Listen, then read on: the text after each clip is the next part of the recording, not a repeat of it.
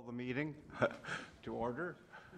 This is the Community Justice Collaborating Council, and I appreciate everyone's efforts in being here this morning.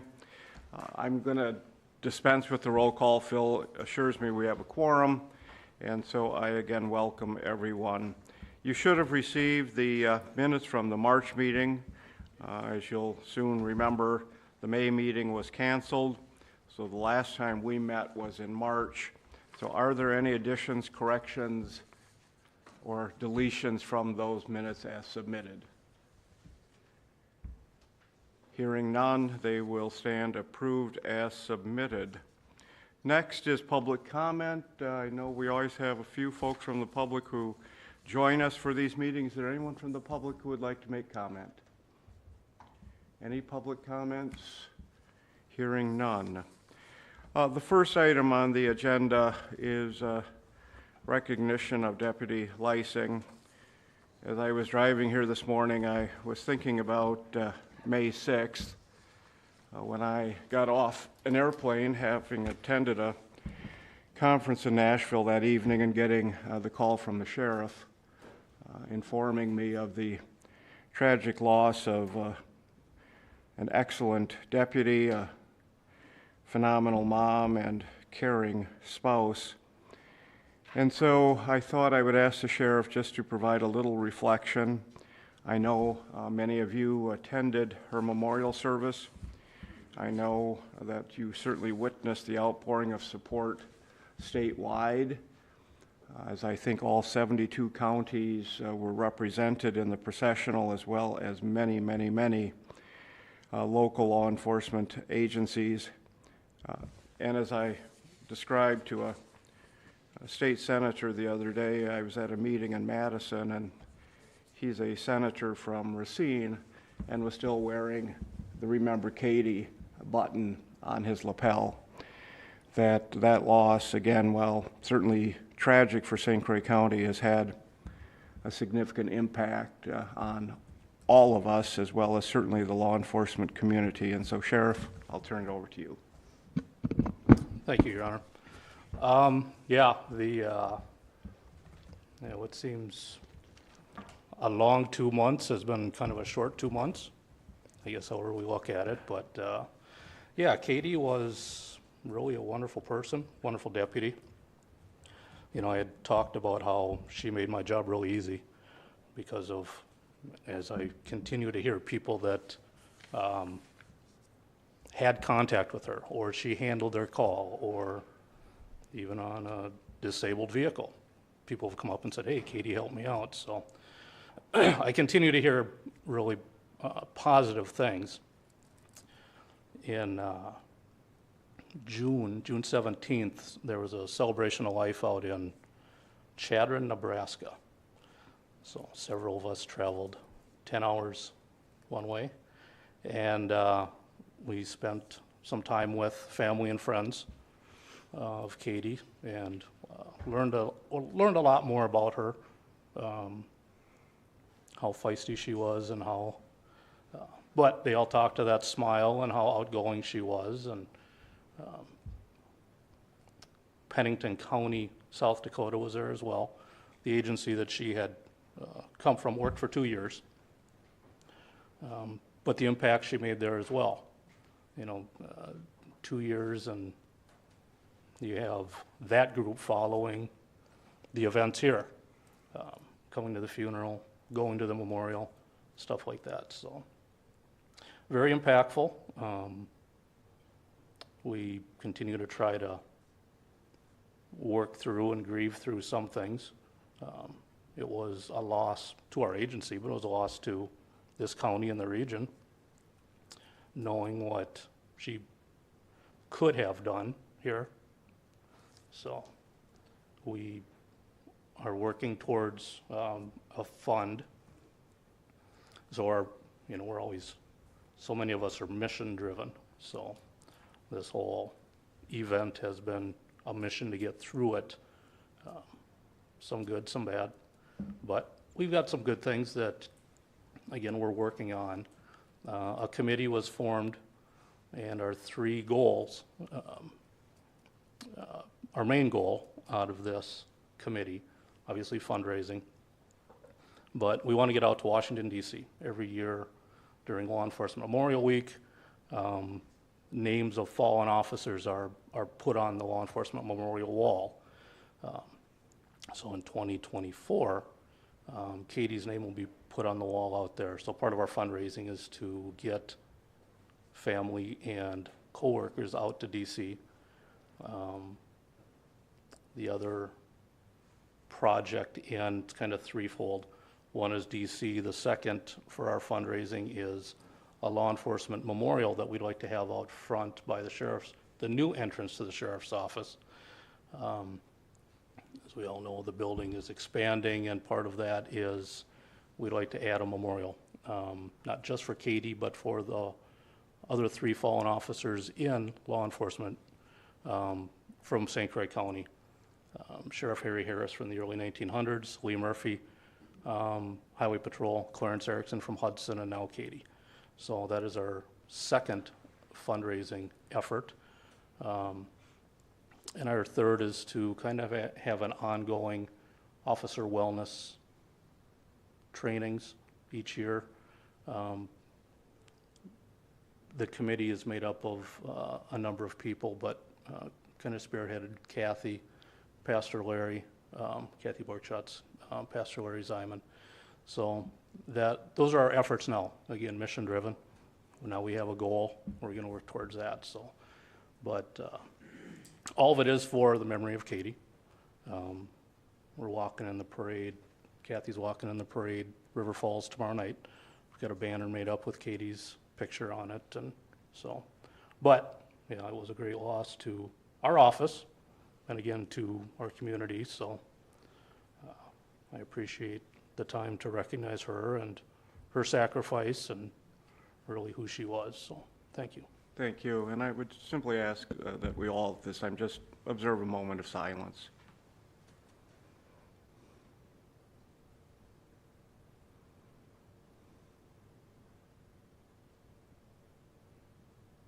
Thank you. Next item is the Child Welfare Subcommittee language. I think, as you recall, a few meetings ago, I at least put forth a suggestion that we may wish to form an additional subcommittee to look at child welfare and juvenile justice issues. The executive committee, and thanks primarily to Phil and Kate Avalos, worked up some language, and I was still wordsmithing it as of late yesterday afternoon, so you probably have now received your third iteration of the proposed language, but it is in your packet. It is designed primarily, as it says, to assist CASA, to assist the judges, to assist our municipal courts, foster parents, really all of the stakeholders in the child welfare juvenile justice system. It identifies, who would be on the subcommittee, as well as certainly others who may have an interest or desire to help support some of those efforts that were outlined. Again, that's kind of a framework, and I certainly would delegate or dedicate to the committee once it's formed to maybe come up with additional language or ideas or suggestions. But is there any questions or comments about the proposal? Hearing none, is there a motion then to memorialize this subcommittee as a standing subcommittee of the CJCC? Kate has moved. Is there a second? I'll second it. Thank you. Second by Mr. Lemke. Any discussion? Hearing none. All those in favor signify by saying aye. Aye. Those opposed, same sign. Carried. Thank you. Phil and I will start putting the final details and identifying the committee. As I said, you'll see who's to be represented, and so if you are in that particular subgroup, maybe again you can start thinking about who might be a important or at least valued subcommittee member.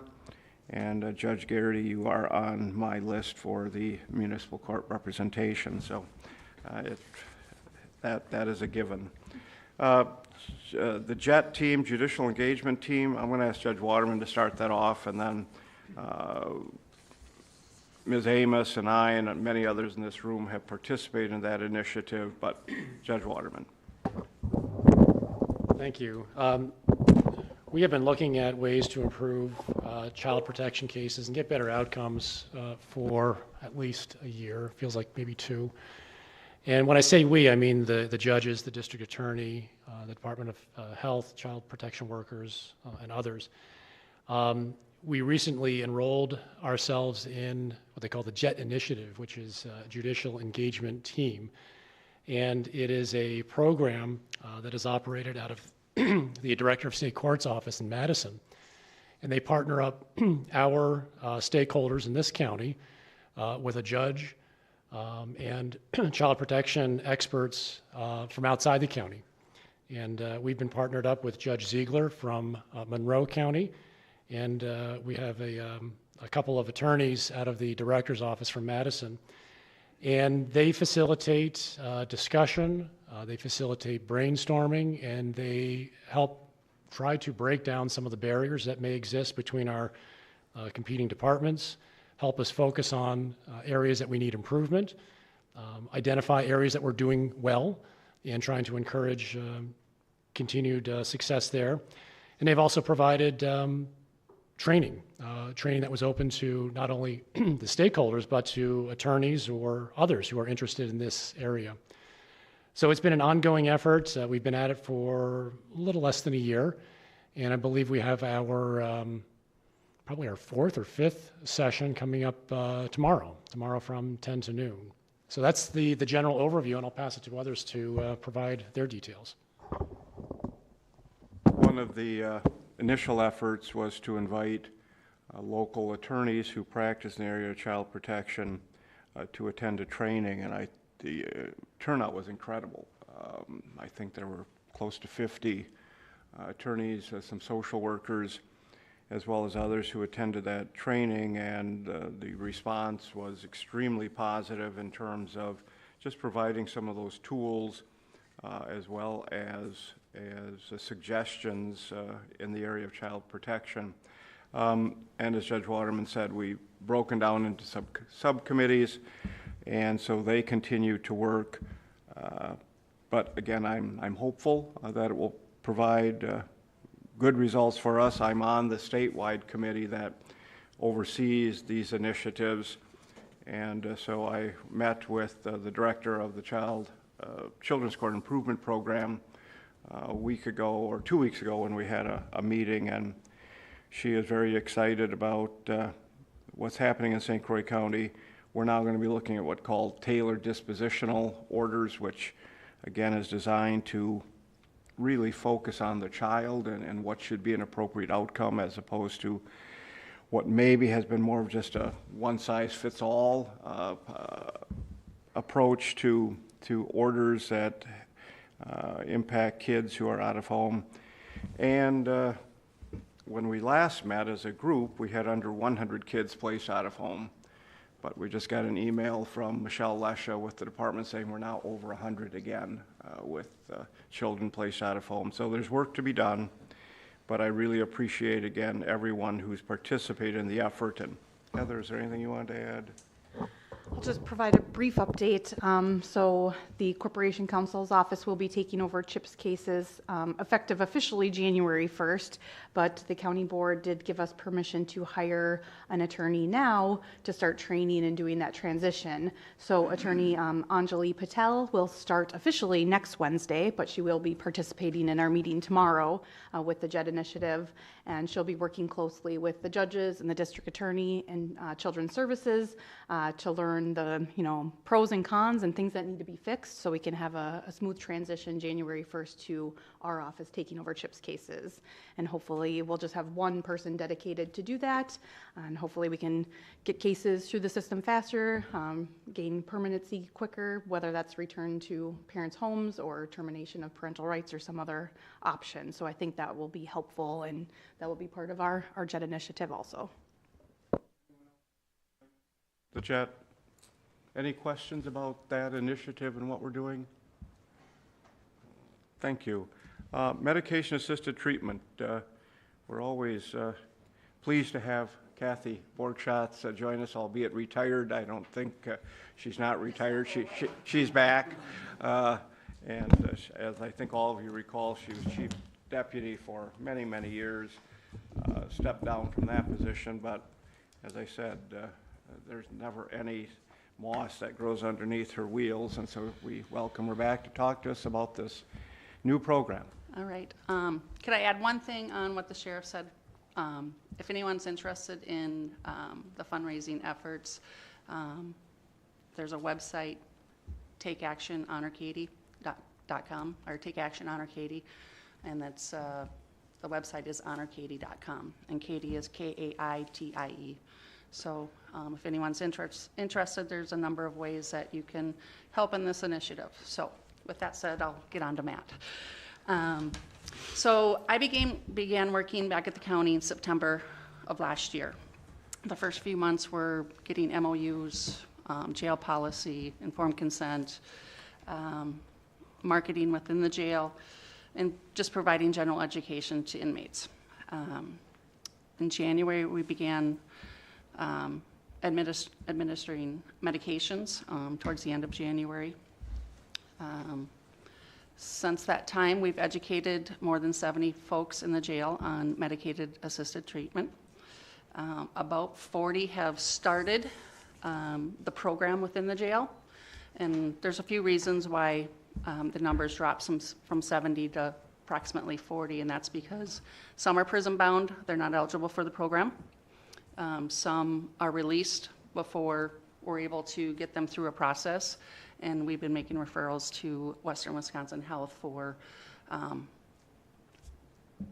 to connect them to services once they're on the outside.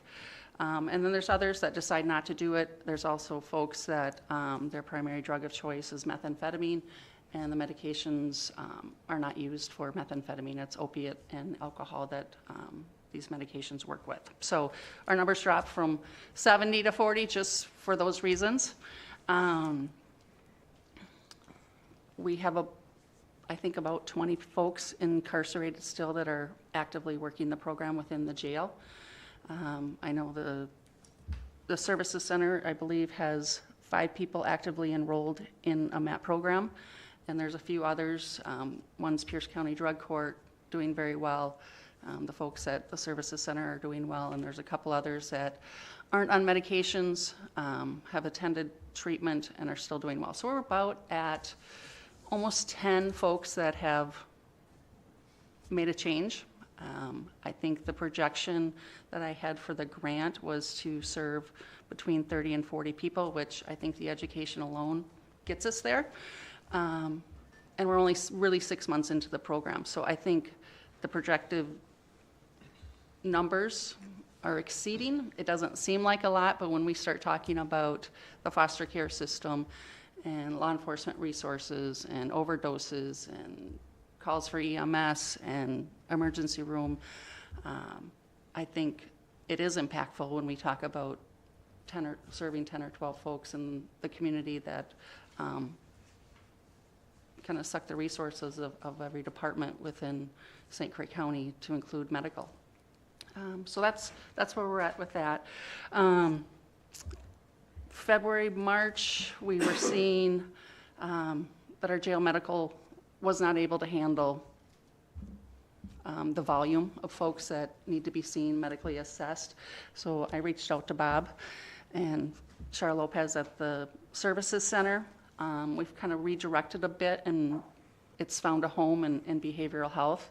I'll be stepping down from my position with the county probably next week. The grant is coming to an end. Behavioral health is taking over. The social worker in the jail is a part of this initiative in getting people educated within the jail.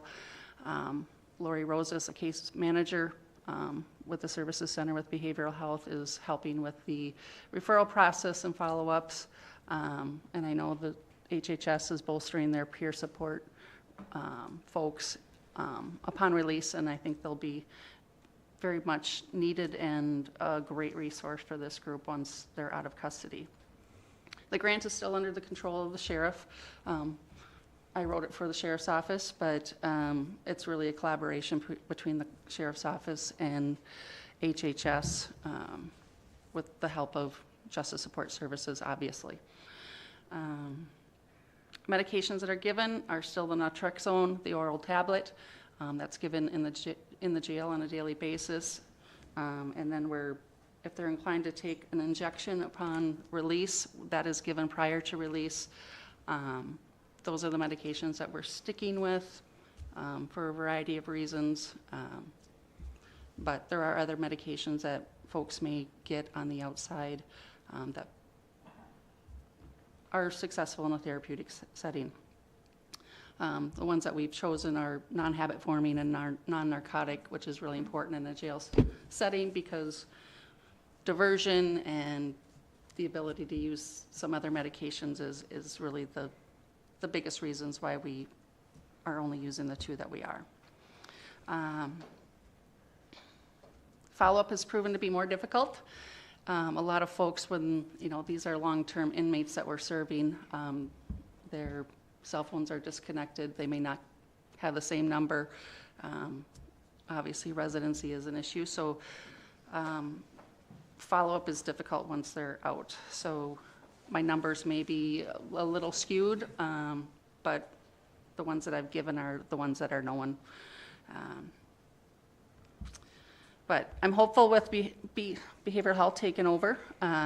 It's still a program that's being built.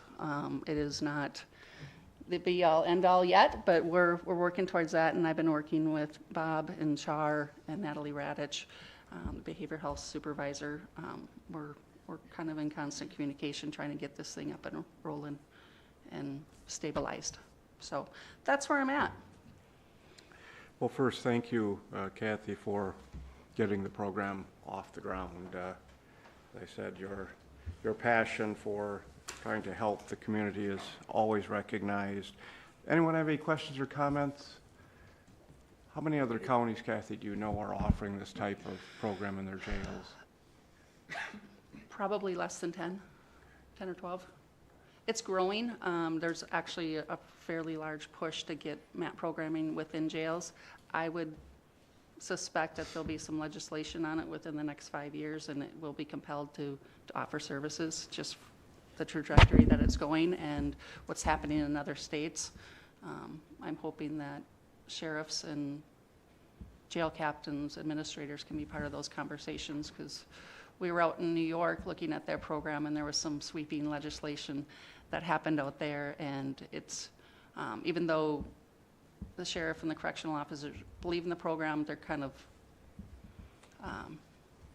it's the inmates really, they were given a lot of latitude, the inmates, and it is somewhat problematic within a correctional setting. So I'm hoping if there is legislation in the future that sheriffs and jail administrators are part of those conversations. Yes, Judge Waterman.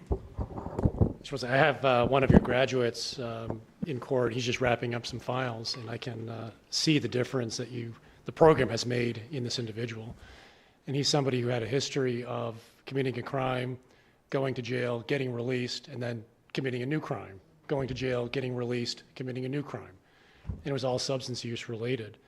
And nothing, not even treatment, family begging and pleading, arrests. You think of somebody who's hit rock bottom. This guy has been there many times. Nothing seemed to be able to break that cycle. And then finally, he was in the jail long enough to participate in the program, was released, and is maintaining outside the program on his own insurance.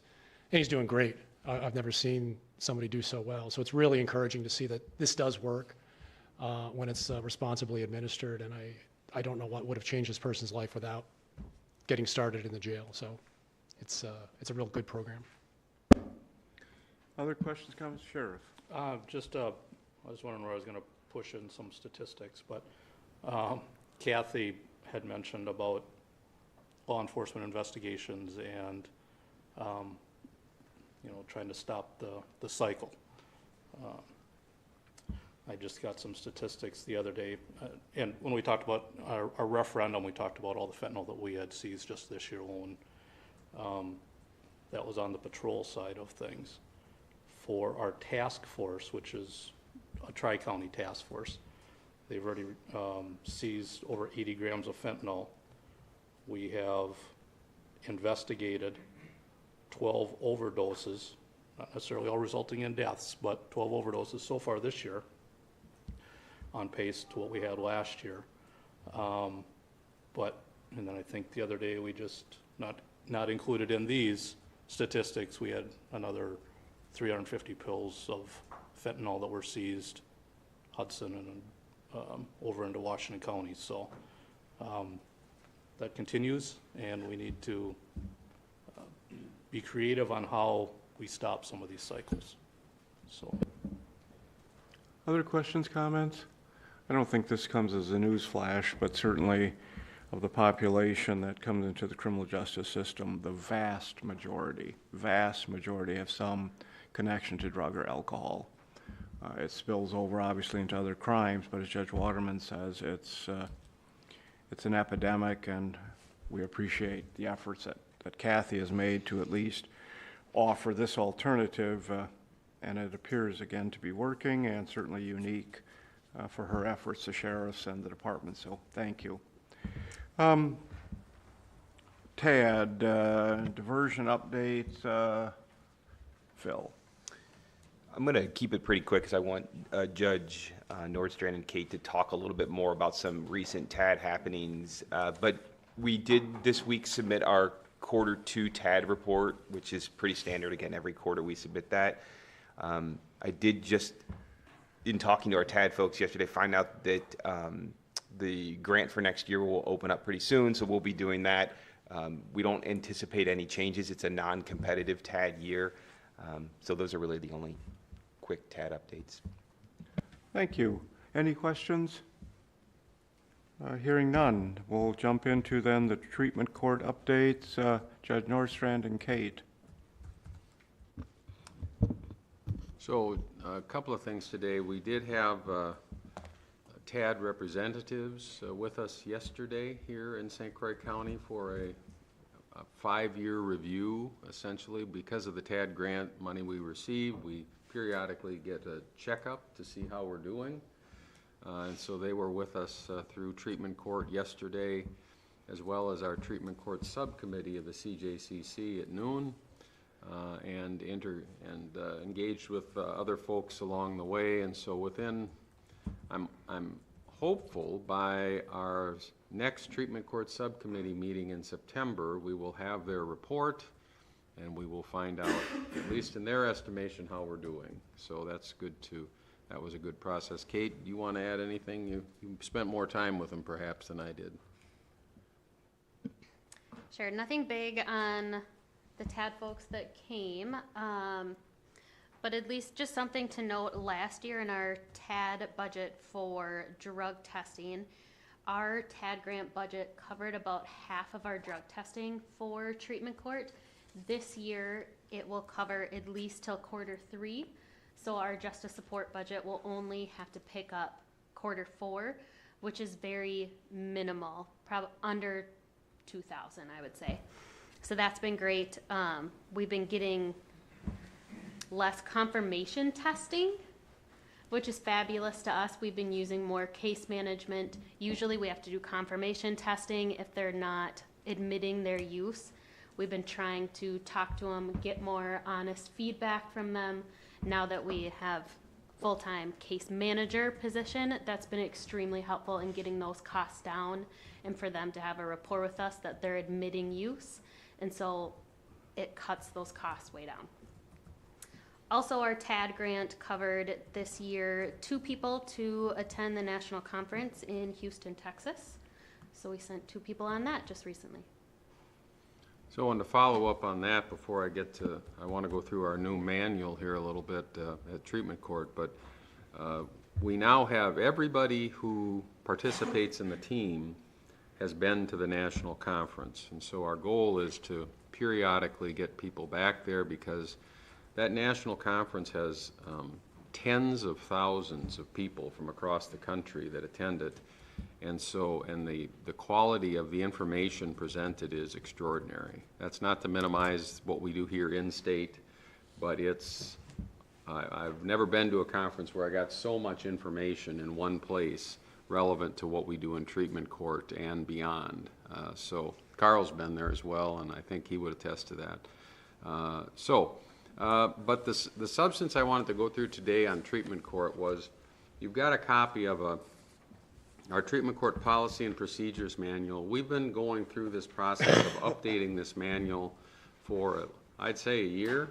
And I think there were elements of it that Judge Waterman actually was working on before the transition from his leadership to mine at treatment court, and that's a couple of years ago at least at this point. So we updated the manual. I want to walk through the manual just a little bit with you today because it gives you a sense of how this works. And I want to encourage everybody again, if you want to come and see how it works in person, you're welcome.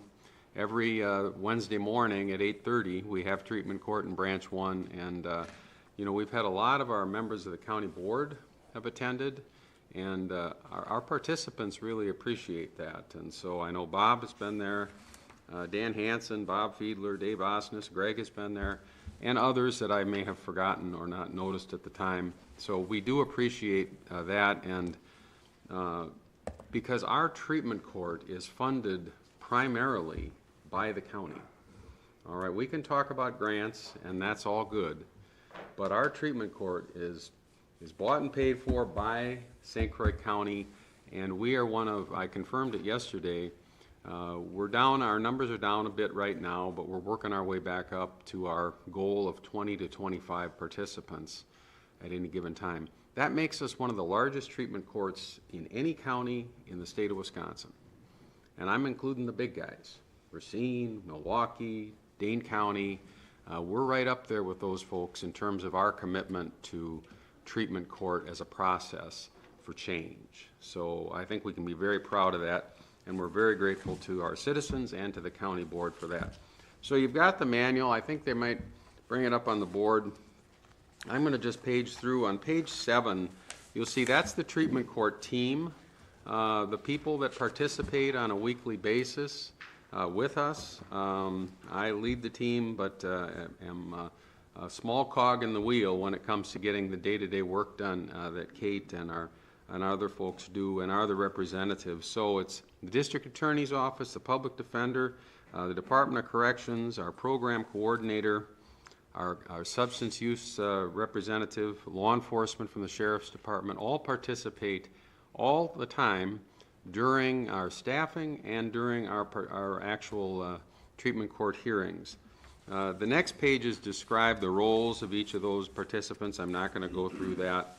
But I do want to focus on page 11. We've done some things on the eligibility and qualification criteria to sort of enhance and further explain who comes in. Generally speaking, we need high risk of recidivism and high need in terms of substance use. That is generally, the high need requires intensive outpatient treatment. That's sort of the diagnosis that we expect to see in the participants. But beyond that, we require them to be 18 years old, and they have to be a resident of St. Croix County. This is, we've got some further definition we've added here. We want to make sure that we're benefiting the citizens of St. Croix County, owing to the fact that St. Croix County is paying for this largely. So, and we provide some flexibility in terms of that if there are people who've been residents of St. Croix County and are coming back from other places, but generally we try to hold fast there. They cannot be a violent offender as defined by Wisconsin statutes for purposes of our TAD grant. I'm not going to get into the details of that, but just understand there is a limitation in terms of who can participate that's imposed by statute based upon our grant acceptance. Now, on the top of page 12 is a new thing we've done in this manual, and that is, in the past, the district attorney's office has had a veto over who can participate in treatment court. That is, they may be otherwise eligible, but Carl could say, not going to happen. And that was it. That was deemed as, was not recommended by the TAD folks at the state. They didn't like it. They thought it was, as I think in their language, not evidence-based, though I think Carl would say he's always thinking about evidence. But nonetheless, we've adjusted it now so that the real purpose was to keep those who are engaged in drug dealing for profit out of treatment court. That's always been what Carl was trying to do, and I think his predecessors. But now we've added a drug dealing exclusion criteria on page 13, and so that governs our decision-making process there, but we do it as a team. So you can also see the residency requirements there. Our referral process has been elaborated upon, I think it's safe to say. We really have 3 ways in. A standard referral, which the bottom of page 13 talks about, and that is a public defender may apply on behalf of their client, an individual defendant may apply for themselves. We get referrals from lots of different places. I mean, periodically I refer people. I say, why don't you try this? I did just yesterday. We've got a lot of referrals direct in for people who are subject to current sentencing on a current charge. We didn't have a lot of detail on the other 2 types of participants that come to a treatment court, and so we added that here. If you look on page 14 and 15, you'll see we've now described how we do referrals from the Department of Corrections for alternatives to revocation. So these are people who've been placed on probation generally, have been unsuccessful. They may have allegedly committed a new crime. There could be some other violations, and DOC is considering them for revocation, revoking their probation, which would mean they'd come back for sentencing. And as an alternative to revocation, treatment court is presented. And often DOC, with Mark and his compatriots, recommend folks to come into treatment court on an ATR, as we call it. And this describes that process. We didn't really have a process laid out before, and now we do. The last thing here, we didn't really address at all in our prior manual, and that's a transfer policy. We've had a number of folks transfer from other treatment courts because for whatever reason their residency changed to St. Croix County, or they wanted to change it. Obviously, we require them to actually have an address and be here. But we didn't really have a policy on who should be allowed to transfer. It's a challenging question sometimes because there are, I don't know, I think I heard yesterday there's 100 various types of treatment courts in Wisconsin. And they all have different processes, and they've all got a different manual. And so what we get can vary widely from county to county in terms of transfers, and this sets out some standards for that. Next is our program phases, and I'll just briefly talk about this. We basically have 4 phases, and as you can see, each phase has obligations by the participants as they go through the process. And we adjusted these this time too as well. It was our conclusion as a team that we were we needed to lighten up a little bit at the beginning on things that were not treatment, because treatment is such a high obligation, 3 times a week, hours per time, and this intensive outpatient treatment requires a lot of time and effort. These are also folks who may be just getting out of jail. They may not have a job. They may not have stable residencies, and so we wanted to give them time to sort of ramp up these other things, because our general goal is to use treatment and intensive outpatient treatment and our intervention with them to build skills over the course of a year and a half or so that when they leave, they've got a network of sober friends, supports, and so that as they leave treatment court, they can be successful and maintain their sobriety. So that's our process here. As you can see, the days in each phase is 60, 120, 120, and 120. That's the minimum time in each phase. There's a treatment requirement in each phase. They have to go to community support meetings. That's like AA, NA, Celebrate Recovery, Smart Recovery. There's quite a number here in St. Croix County that they can choose from. And they start at one meeting during the early phases and work up to 3 meetings a week as they head out towards graduation. They have to appear in court on a variety of time frames, starting weekly. Phase 2 is every other week, and then 3 and 4 is monthly.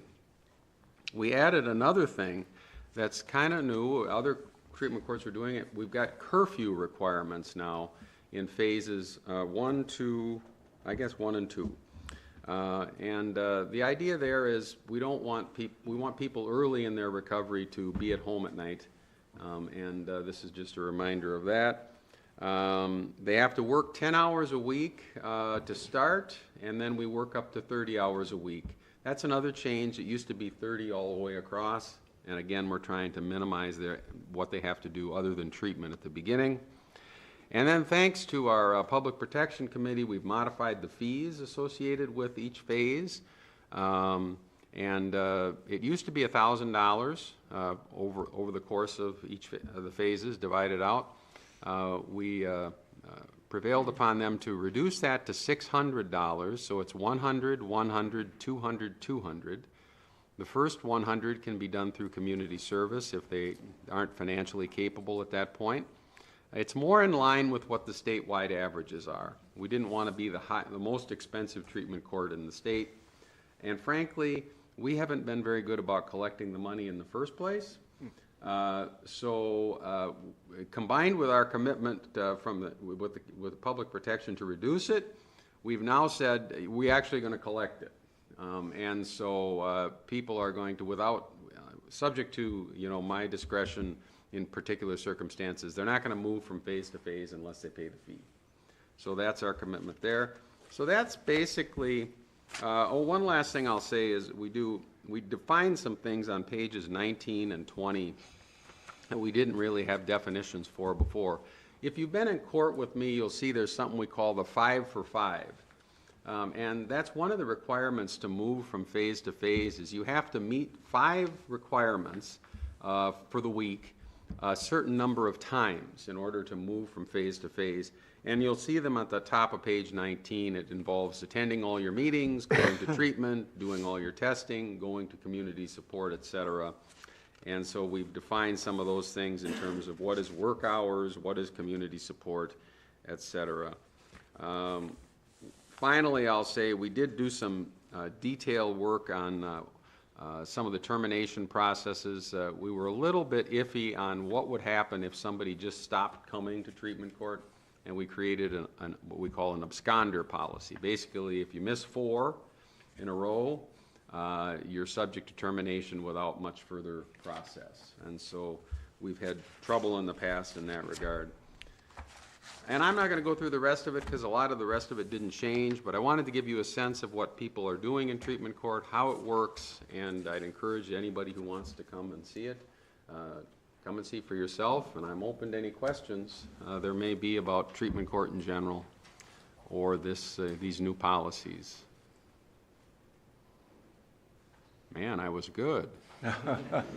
All right. Well, thank you, Judge. Thank you. And one of their obligations, as noted on page 6, is that they do have to submit their policy and procedures to this body for review. It doesn't require our approval, but it is part of the standard operating procedure for treatment court. They had a graduation yesterday, so that was, I think, good for that. The 2 folks from TAD, one was from the Department of Justice, the other from the Director of State Courts, to celebrate with that particular individual. So, and the timing worked out that they also got to attend treatment court subcommittee meeting. So, any questions of Judge Nordstrand or Kate? Hearing none. Justice support update. Phil. Sure, just real quick, not a lot of updates, kind of business as usual, but we do have a new staff member, Kara Albright. Kara, if you could just give a quick wave. Kara is the new Government Center case manager. a position that up until last week, this position it existed in HHS and behavioral health, but we have shifted this position over to Justice Services through the end of next year, the life of the ARPA grant. So she'll be with us through then. This position in the last 18 months has spent time in intake, helping out with justice-involved persons who maybe aren't on pretrial, diversion, but still need services. So there will be some of that work, but she'll also be helping us out in justice support with some longer-term projects, things that we wanted to work on, but haven't really had the time. So that's really our big update. Any questions of Phil?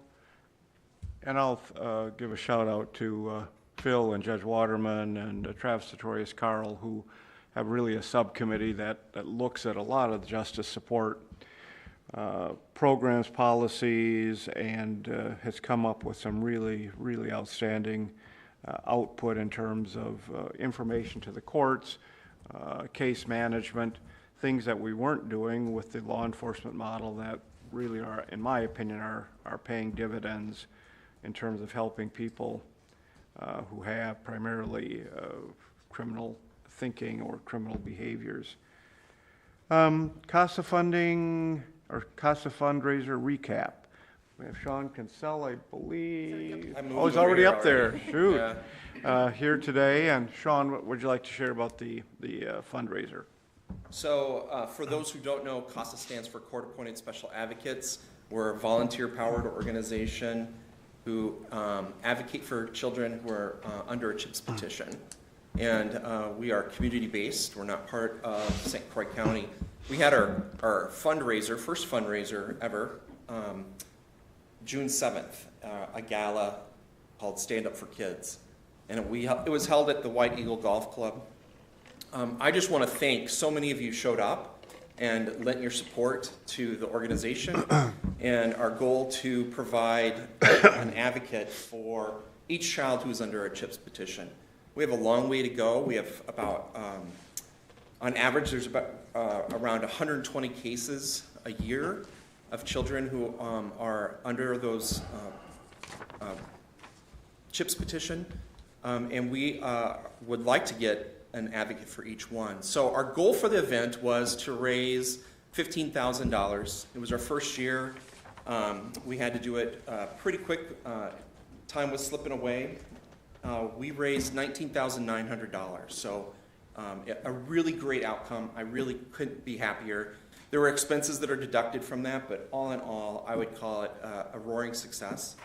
They did roast retired Judge Howard Cameron, and there were some funny stories told about him. He seems to be quite the character. So the other thing, just to let you know, it was the first time I've ever done a gala during the week, and I think I'm now smitten by it. I'm won over. It's an easier event to put on, and I think it worked very well for the attendees. You just come after work and have dinner and support a great cause, and your weekend is still yours, as opposed to when you do a weekend gala, you know, about 3 o'clock you got to come in and start getting ready, and then it goes till 10. So any questions? I just want to again reiterate the support that we got from the county was tremendous, and I appreciate it. Sean, how many advocates do we currently have? So we are at 18 advocates, and we have 5 that have begun training this week. So our goal was to grow to 20. I can tell you growth is harder than it looks like on paper. There's a lot more that has to go in behind just recruiting 20 people. So I believe that we'll have a good outcome for this year still. Any questions of Sean either about the fundraiser or about CASA? Kate Avalos is also on that board. I'm wondering how she has billable hours, but anyway, she's on many, many different organizations. So we thank her. Judge Waterman is very involved with CASA, so we thank all of them. And I can tell you, we've seen just an incredible change in terms of hearings that we conduct, where we get those reports from CASA advocates. They're in the home every week seeing these kids, and that's not any type of criticism of the department and the social workers, because we know that that's just not feasible. So we get these reports and they tell us things that we would never thought in the past. So we really have seen a wonderful return from that program. Any questions, comments? Thank you, Sean. Next is foster care recruitment. As I said, one of the hopeful objectives and goals for the new subcommittee will be to work with the department to look at foster parent issues or recruitment. But Bob, we asked you to kind of update us where we're at. Thank you, Judge. Well, back in March 9th, United Way of St. Croix Valley held a foster care recruitment event in New Richmond at the middle school, and that was funded by HHS through ARPA funding. And we had a guest speaker, Galen Elmore, who drew a pretty good crowd considering it was a snowstorm, which every night of the year was a snowstorm last winter. But that did result in some interest in folks applying to become foster parents. Where we stand right now is we have 25 licensed foster homes, but actually about 5 of those are inactive at the moment. And we have 11 pending applications to be foster parents that we're working on. In addition to that, St. Croix County, Barron, Polk, and Pierce counties all applied for a foster care grant and received it, but we didn't get the amount that we had asked for. But that grant will allow each of those counties, us included, to fund a slightly higher level foster home in each county.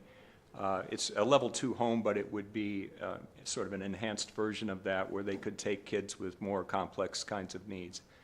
And we're recruiting parents for that particular home right now. We haven't currently we don't have someone for that. But we have the money to do that for a couple of years, and I don't know, hopefully there's an extension to that grant. But we're actively trying to work through our pending licenses right now so that we can get more foster homes up and running, and I think that's all that Michelle gave me at the moment for updates. Thank you. Any questions about Bob? So certainly, if you know of anyone who might be interested in fostering, I can tell you again that that is one of the challenges for the department, given the number of kids we have in out-of-home care, to find foster homes and to have kids in foster homes. Just by information, my parents were foster parents when I was growing up, and I think we had 30 to 40 kids float through from the time I was in 4th grade till I graduated from high school. And I remember, again, fondly those relationships that were built with my folks serving as foster parents. Anything else on fostering? Thank you. Recap of the Mental Health Summit. We had at least 3 people here attend that summit. Chief Justice Annette Ziegler sponsored the summit. We were scheduled for a report in May, but as I said, we canceled that meeting. So I know that Bob was there, Ms. Peterson was there, and Judge Waterman was there. So report out. Sure. I'll give a brief summary of that summit. Yes, we had a number of people from St. Croix County that attended. Judge Waterman attended, Phil Golly, Sheriff Knutson, Cheryl Lopez, Jolene Gustafson from Western Wisconsin Health went on behalf of the hospital. She is the emergency department manager there. I went, and Chief Young from River Falls attended. This was an extension of a broader national effort to look at how systems of care work for people with behavioral health conditions that interface with the criminal justice system, how to develop systems of care by which we prevent or deflect people away from the justice system to the kinds of help that they need, whether it's addiction or other mental health kinds of needs or both. And so we heard from representatives from Wisconsin who were in counties or cities that were doing this kind of work slightly further along maybe than we are in some ways, and then we heard from national speakers who provided perspective from Florida, Arizona, and other places. The idea here is, again, to look at look at early intervention and upstream solutions for criminal justice involved people or people that are have the potential to become involved in the courts, and how do we recognize, assess, and divert them to the kinds of help that they need rather than incarcerate them or put them in jail and have only to leave and end up in the emergency departments in our local hospitals, et cetera. We decided this was a pretty good fit for our behavioral health subcommittee to take this effort on and start to look at what we currently have available to us in St. Croix County already that address these kinds of needs. But how do we take all of that and build it in a coherent way into a system that makes sense for us, and look at policy recommendations that would add or recommend certain changes to how we do things now that could lead to better results. So we're currently, we'll meet next week, I believe, or the week after, on the 24th for the Behavioral Health Subcommittee. And we've developed a work group within that subcommittee to look specifically at a white paper that will outline our current challenges and problems, do some research around that, and then draft and work on policy recommendations for us as a county as to where we could go with designing a system of care here that prevents people from ending up in jail and prevents people from ending up in court or in emergency departments or cycling through other kinds of emergency services. Law enforcement, of course, is included in this kind of effort. So as we get further along in drafting this white paper, I think we'll have a more clear idea of how to present this in a way that makes sense to everyone here, and get your feedback and see where we think we can go with it. But that summit in Madison back in April was intended to provide some momentum for all of the counties in Wisconsin to start moving in this direction. Obviously, there's a intersection between public health and public safety that we have to focus on here, and without public health kinds of approaches, public safety needs increase. So the two go hand in hand, and we're trying to marry those two worlds a little better in our county. Thank you. Anyone else who attended the conference, any comments? Again, just I think to remind everyone, a number of years ago, we converted our gymnasium and the jail to specialty cells, and I think there's probably not a day that goes by that those cells are not filled with folks with mental illnesses who, again, we have that intersection of mental illness and criminal justice. So that, I think, Bob, is certainly a worthy endeavor to try to figure out ways to either divert or, once they end up in the population, how to effectively triage or come up with some alternatives or thoughts. Anything else from anyone? Thank you. Veteran Status Project at Intake. Phil Landgraf and Anna Anderson, one of his staff members, met with the judges a few weeks ago with some thoughts and ideas, and so I'll turn it over to him about what we decided and what we're doing. Thank you so much, Judge. Yes, so I've always kind of tried to wedge veteran services into the justice system in some form or fashion, just because I believe not that veterans should get any specific break. If they do something, they should pay the piper, but there are some services that are out there that are federal and state services that maybe people don't know about, and it could also take some of the pressure off of the county services that are provided. So we came up with an idea multiple people have told us that, sometimes they hear about that these individuals who are justice involved are veterans way late in the ball game. So we requested and asked the judges, and thank you very much, judges, for doing this. This is a great thing. They're asking at intake if the individual is a veteran, and what that does is we got with the clerk of courts. It's then in the CCAP notes, and then what Anna Anderson, who has a previous experiences in the Justice Department and justice system will do is look up all of the people on the intake list, see those individuals who are veterans, and then contact. I cannot tell you, we have had some positives on that. We have.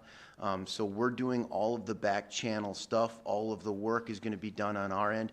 And the only thing that is requested is that the ask of, are you a veteran? And then we'll do all the things. It will never be 100%. There are people that don't call back or whatever. But I would also encourage everybody in here as well, who might be through the DA or through the public defenders, et cetera. If you know somebody is a veteran, please push them our way, because there are some things that are out there. So we've been given this opportunity, and now it's our turn to produce some results, and that is what we're going to be doing to the best of our ability. And in about 6 months or thereabouts, we're going to come with some. We're going to come with some data and see if this is something that's worthy or not. So that's where we're at. Thank you. Any questions of Phil? I now have a new sticky up on my computer, and it says, ask if you're a veteran. So it's trying to, yes, Judge Nordstrom. I was going to say, and we're using our staff here from the clerk's office because I forget, and my clerk reminds me. So thank you, Christy, for that. Moral recognition therapy updates. Phil, Tina, who's going to present? I'll just say real quick, and then Tina, you can add. We continue to do MRT Wednesday evenings at the Services Center in New Richmond. Continue to get referrals from CJCC. Tina, anything to add to that? Yes, we currently have 6 people enrolled in the program. However, 2 of them are kind of on hold at this point. One of them is also voluntarily participating as he has finished probation, but is voluntarily continuing as he wants to finish the program on his own. And then we have one that is pending to do their intake. Numbers are still really low for us, so it's sometimes hard to hold group. So sometimes we do have to cancel group if we don't have enough people that show up. For instance, if just one person comes, it's hard for us to hold group, so we do have to cancel. But overall, people are participating and making progress in group, and so that's really great. But again, it's just the referrals that we're hoping to get some more referrals. Thank you.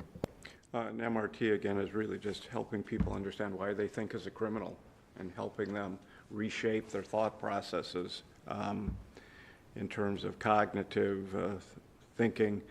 Many judges, I think all of us, order that many people we put on probation participate in MRT, so hopefully the numbers will start to pick up now that we have it in-house. Any questions of Tina or Phil? Compass presentation. We've talked a lot about Compass over the years and never really, I think, drilled down as to what it is, so I asked Tina Sitz, who is the Compass assessor, to give us a brief description as to what it is.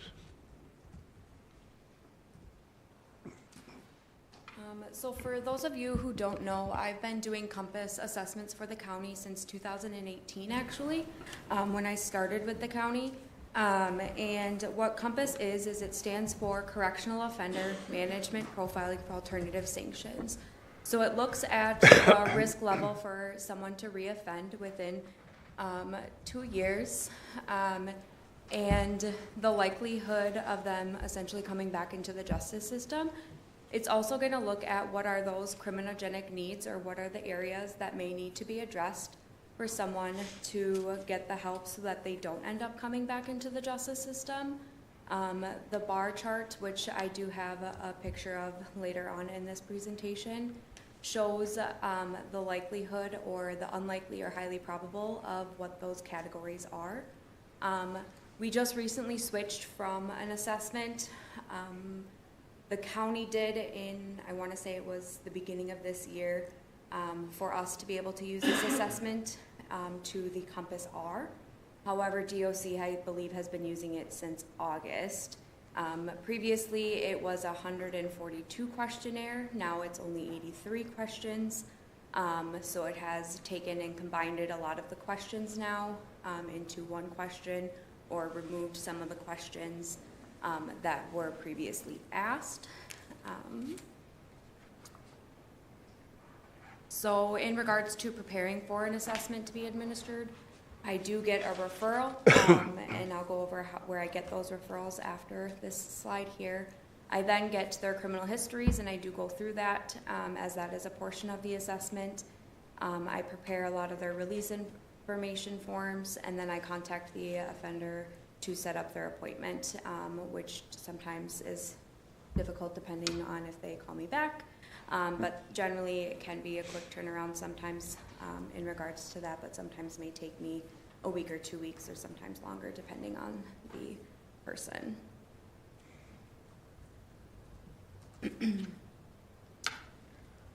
So why do we use a risk assessment?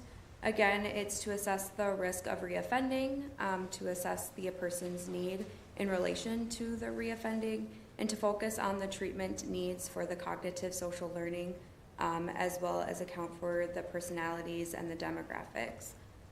So what is risk? It's it is determined of the blending of the core static questions to help determine the likelihood of reoffending, and their high need levels, if their high need levels don't get addressed. And then what is the needs?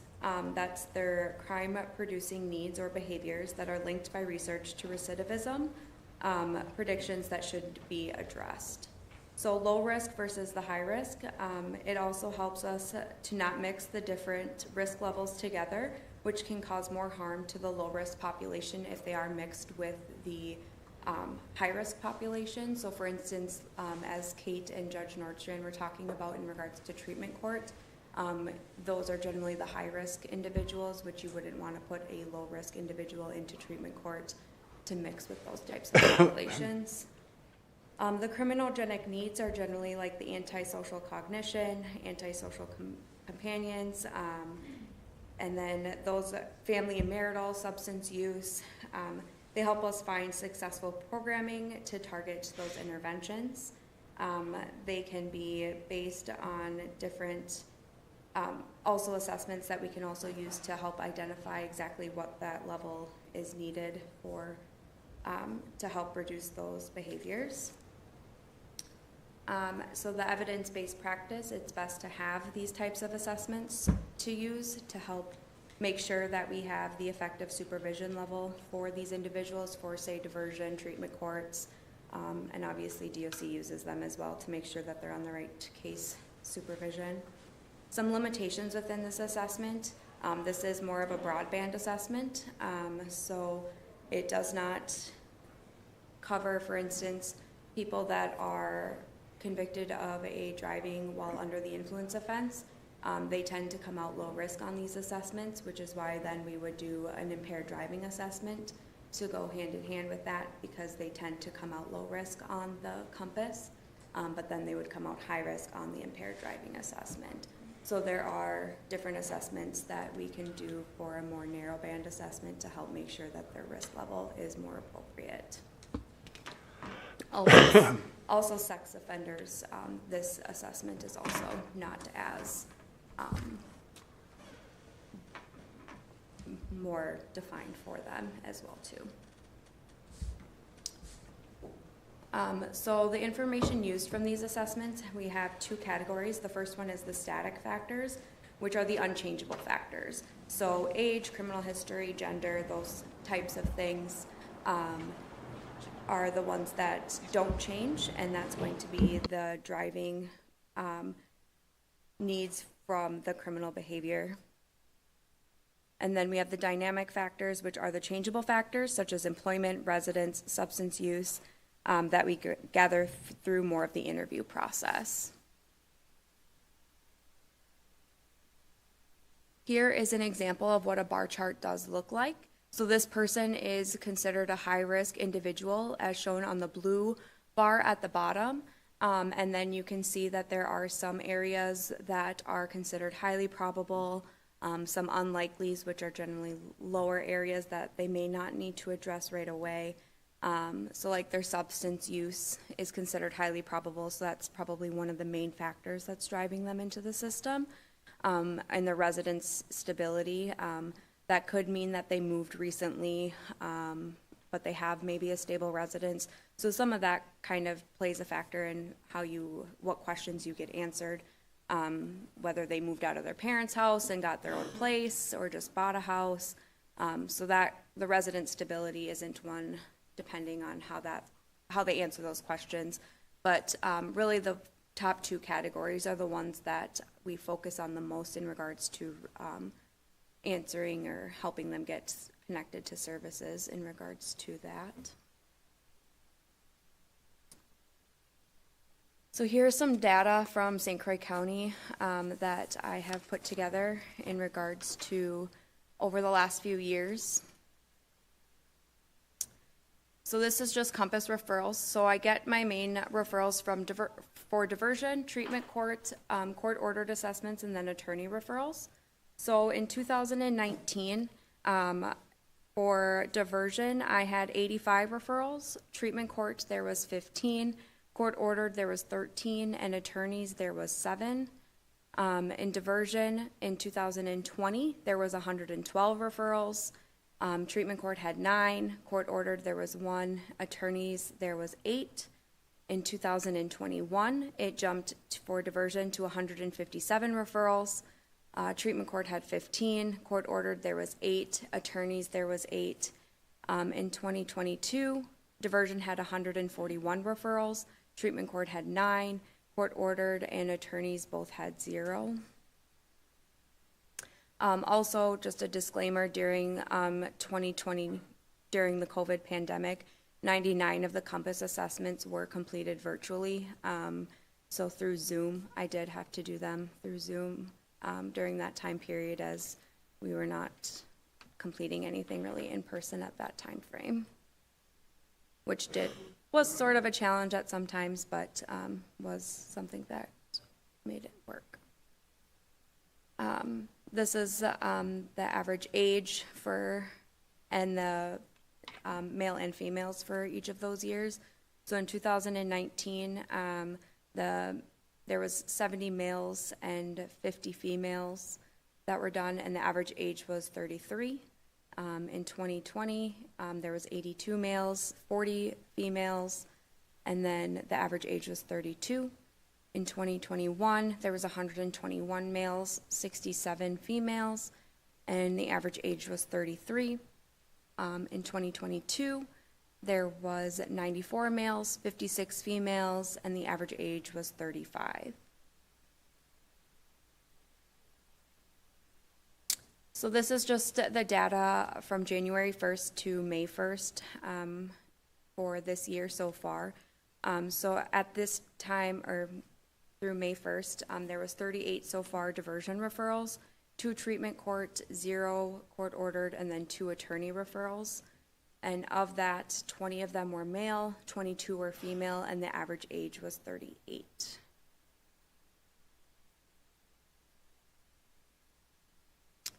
Here's my contact information. I did just have a couple other things that I just wanted to touch on quickly. The Compass R assessment is gender specific, which means the female assessment scores are generated or compared against the adult female correction population norm group, and the male is done the same way. So if I am doing one on a female, it is against the female population, and same with the male. Are there any questions that anyone has? Questions or comments of Tina? And again, the courts see these all the time, and again, it's a really useful resource, and I know the DA uses them with their diversion program significantly, so thank you, Tina, for doing this. Gavin Luder from University Year.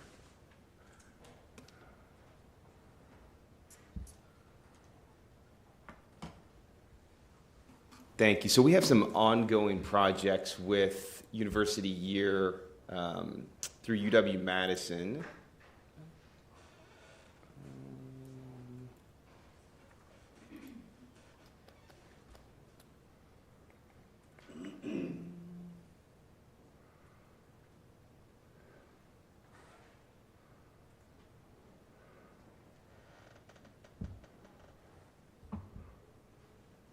So Gavin is going to be joining us virtually.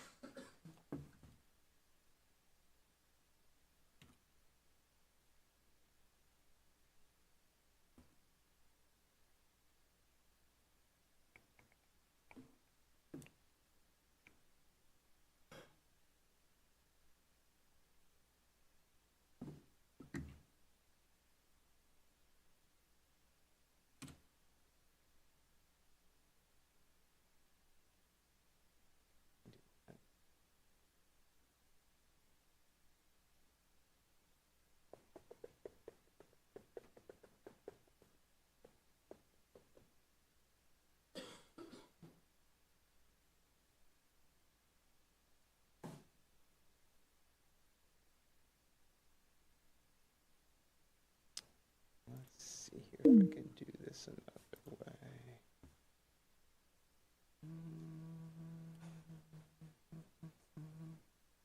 We may have to skip this and reschedule this for a time. He's supposed to be joining us, and I'm not sure if he'll be able to. So I'll see if I can work through this while we do some subcommittee updates, Judge.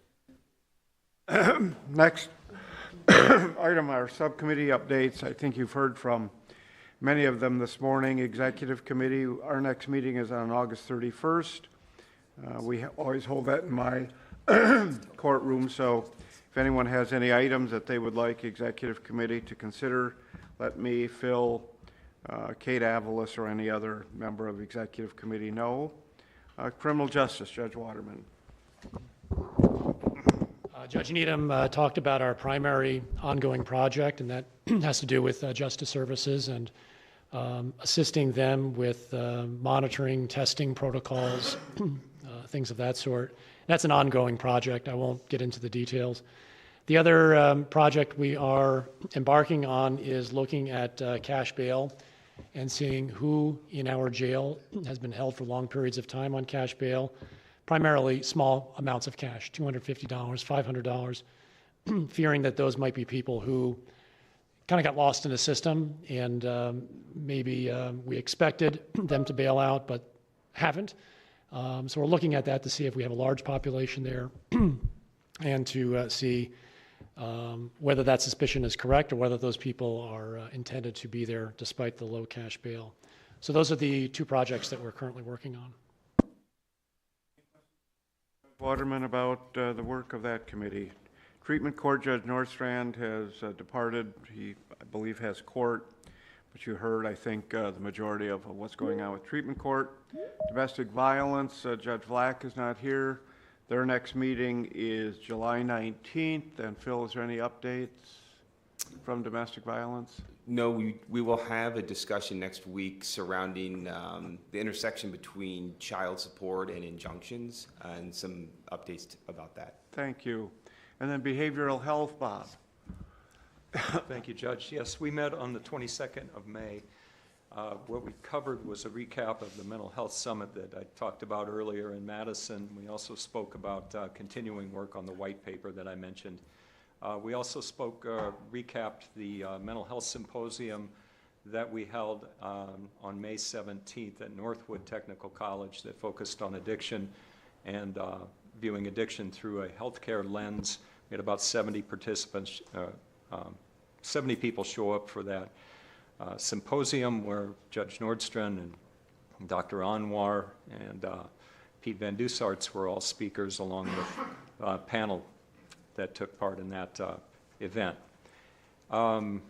We discussed ambulatory withdrawal management. It's a pilot that we started with Western Wisconsin Health. It's an outpatient withdrawal management service that would focus on people that present at the hospital with addiction needs and acute withdrawal primarily, and then ongoing clinics as a result of that after a person was more thoroughly assessed by a physician. It's a partnership with us in Western Wisconsin Health that just got underway, I think, in June. Is that right, Ailey? And we've had our first, I believe, patient go through that. But that's an ARPA-funded initiative and fit within the Behavioral Health Subcommittee mission. Another thing was we talked about how we are using our substance abuse and mental health supplemental block grant funding. Some of that money for the mental health block grant will be used to assist in housing costs for people with mental health conditions. There's more to it. I won't go into it right now. And the substance abuse mental health, or the substance abuse supplemental block grant funding will be used for virtual software that schools can use to help kids work through scenarios where they might encounter difficult situations that involve either addiction or some other situation that helps them figure out a way to navigate that and have an interactive. I'm not explaining it well. It's something I can also give you more information on. It's called Cognito. But anyway, all of the schools in St. Croix County, I believe, have agreed to incorporate this software. And the last thing was we discussed our proposal for how to spend opioid settlement funds, should we get them, and that would be primarily to use that money to fund an addiction professional that would be embedded within children's services to work with families affected by addiction who might be involved with child protection and who also may have been impacted by trauma related to their addiction. It's one of the allowable expenses under the opioid settlement funds, and we think it might be one way, given that we have about 80% or so of our CPS families who have some sort of addiction needs. It might be one way to address those needs more effectively to prevent people from, to keep families united and prevent kids from going to out-of-home placement. So I think that's what we covered, and our next meeting is the 24th of this month. Thank you. Any questions of Bob? Phil, are we ready to go? I think we are.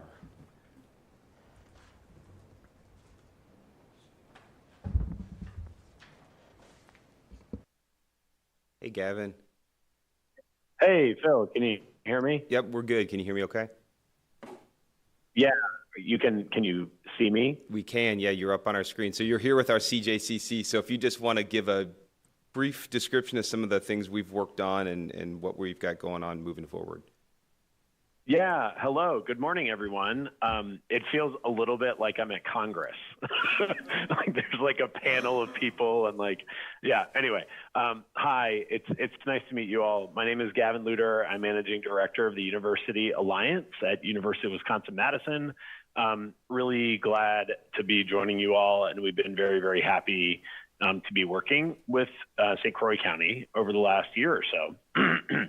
So just wanted to give an overview of what University Year is very, very briefly, and then I'll talk a little bit more about our work with St. Croix. So we are a program that's existed for about 7 years now at the University of Wisconsin-Madison.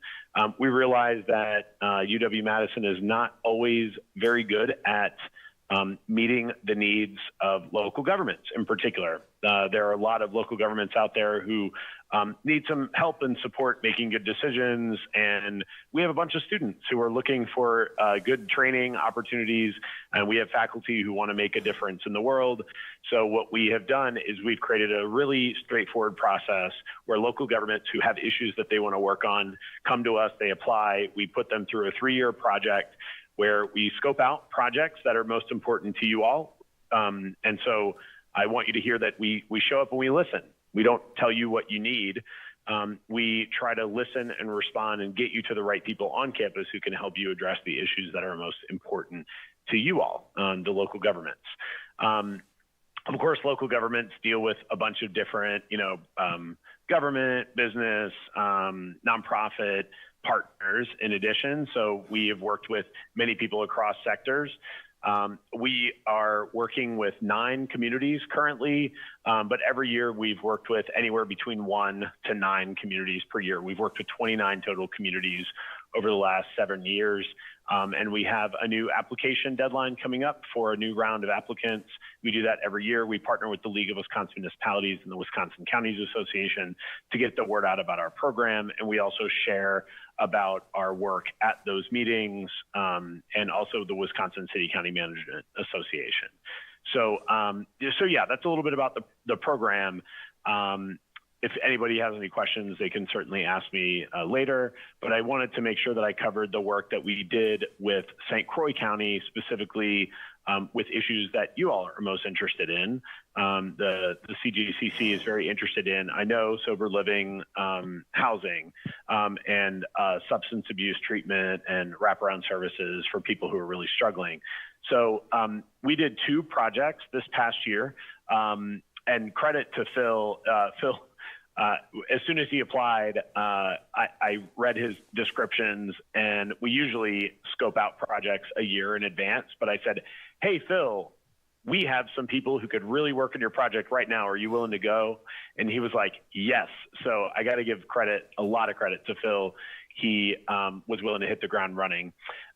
So with that, what we did was we scoped out 2 projects. One was creating a sober living facility for women involved in the criminal justice system in St. Croix County, and the other one was improving wraparound substance abuse treatment for St. Croix County Treatment Court facility participants. And just to give you, I'm not going to give you, of course, everything that was covered in those reports, but what this group of Masters of Public Health students, what they did was they did an evidence-based policy review on both issues. And for the first one, the sober living treatment facility, they recommended 3 things: locating the facility in a residential neighborhood with minimal crime and easy access to public transportation, shopping, work, recreation, AA meetings, and other social and health services. 2, integrating services within the housing facility, including case management services, daily check-ins, peer support mentoring, and money management education provided by paid staff. And 3, maybe arguably the most important one, a 4-month minimum stay at the facility. That's what the research really suggests is going to be the most impactful for people who come through there, specifically the women who come through there. The next one, the next project was around improving wraparound substance abuse treatment for St. Croix treatment court participants. And what they offered was an overall recommendation to implement an internal process improvement tool, the NITEX model, which is essentially a kind of a 5-step 5-principle process for organizational change involving, understanding involving the customer, fixing key problems, picking a powerful change leader, getting ideas outside the organization or the field, and using rapid cycle testing. So they recommended, implementing that internal process improvement model to make policy change that would allow court participants to access Minnesota treatment facilities, but also developing collaborative relationships with local treatment providers. It turns out that one of those barriers that people found, especially in border communities like yours, is that they sometimes have these rules that kind of govern and prohibit interstate service delivery. So that was something that they had recommended really working on. And then finally, Phil had pitched another project looking at increasing access to sober living and transitional housing for justice-involved women, kind of a continuation of that project. And we have matched that project with a faculty member in psychology named Patty Coffey. Patty Coffey is actually a teaching professor that we have who has 25 years of clinical experience doing essentially kind of, when they come through court and they have to be, Phil, what's the word? They have to kind of be reviewed for what their conditions are. Assessed. Assessments. Thank you. I'm so sorry. You can tell this is not my world. I know a little bit about a lot of different, functional areas in the world, but yeah, assessments. She does assessments, and she did that for 25 years professionally, and decided she wanted to come back to the University of Wisconsin to teach future generation about criminal psychology, criminal pathology, and what they're going to do is qualitative interviews with people who are actually part of the systems up there in St. Croix County, and look in the literature and hopefully do some kind of journey mapping and helping you all understand how to make this experience better for women who are experiencing these issues in St. Croix County. So that's the overview of our program and what we did. I just have to emphasize that we have absolutely loved working with Phil in St. Croix. And, at the end of the day, I just want to make sure that University of Wisconsin-Madison is useful for communities outside in the state. I really do believe that we're not doing as much as we possibly could. So that's why I do what I do, because I think our institution needs to be improved. So with that, I'll stop and see if there are any questions that anyone has about anything I've just mentioned. Any questions of Gavin? Gavin, this is Judge Needham. We really appreciate your partnering with Phil and our organization here. Certainly what you've laid out, I think, will be of value to us. As you said, as a border county, we face some unique challenges relative to what we hear from our colleagues in Minnesota, as well as what we can do here in Wisconsin. So we really appreciate your work and look forward to future engagement. Thank you. Yeah, absolutely. I'd love to, our program marches on. We continue to look for new partners and projects. So any way that we can continue to be of assistance to the county, we'd love to, continue to work in some way. I know it might sound a little silly, but I really need projects like this that give us such good opportunities to dive in and do meaningful work, because faculty on our campus are now coming to me and saying, hey, Gavin, do you have a great community partner that we could work with? Fill in the blank and fill in the blank issue. And we really haven't had a lot of criminal justice related, social services related kinds of issues. So I think there's a tremendous opportunity for our students and faculty to help out with that in a respectful way, kind of respecting what the current issues are. But I hope that we can continue to find ways to partner with groups like you, or maybe other groups in St. Croix County, just very open to other conversations like that. But yeah, really excited to be working with you all, and thanks so much for your partnership. Thank you. Thanks, Gavin.